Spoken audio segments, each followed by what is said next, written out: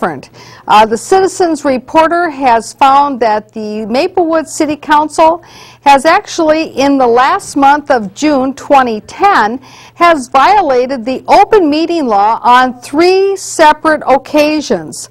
And of course, this, for those of you who watch the Maplewood City Council meetings currently, you're probably not surprised whatsoever.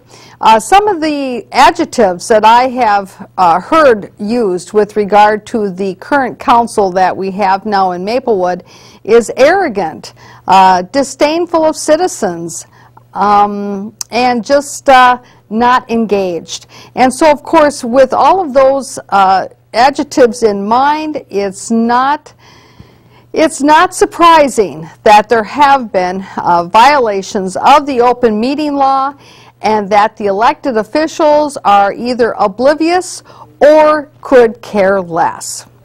We have with us some film footage to show of these various meeting violations. Also, we have some other film clips that we want to share with you as well.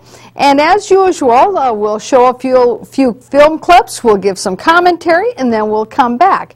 But the point of this, of course, is to be able to give you a more in-depth understanding of exactly what is going on so that you, as a citizen, can be an informed viewer of what you see on public access TV when you're watching your elected officials at work, so that you, too, may want to join us and be a citizen reporter.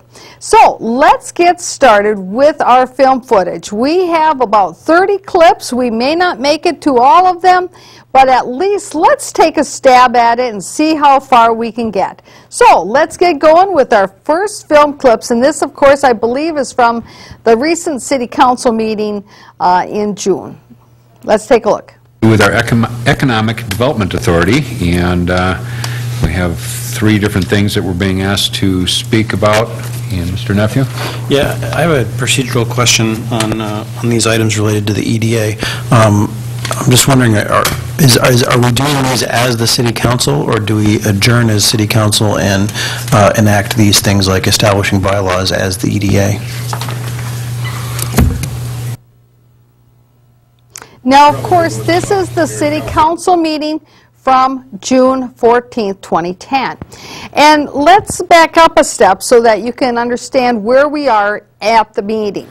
In this meeting of the City Council, they have come to the point on their agenda where they have to enact certain things for the EDA, the Economic Development Authority, which, of course, by coincidence and by design, the EDA, of course, is the same membership as the council. So the members who are on the EDA are exactly the same people who are on the council. They're one and the same.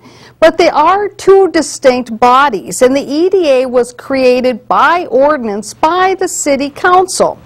Now, the issue is, of course, is that now the EDA has never met yet as a body to be able to pass their bylaws, to be able to elect officers, to be able to, vote on their policy and procedure.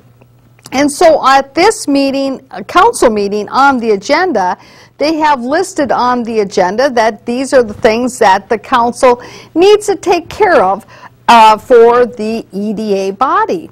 However, as Councilmember Nephew brings up, well, maybe this is problematic because since it really is, there are really 2 different boards, maybe the EDA should really be meeting of its own as a body and do these things rather than the council doing it for the EDA.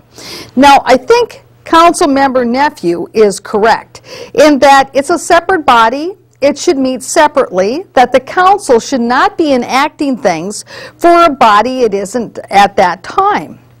However, this is where the problem is that you heard Councilmember Nephew talk about, well, let's just adjourn the City Council meeting and then we'll have a meeting of the EDA. The problem is that under the Minnesota Open Meeting Law, it clearly and specifically states that if your governing body is going to be meeting, they have to give public notice of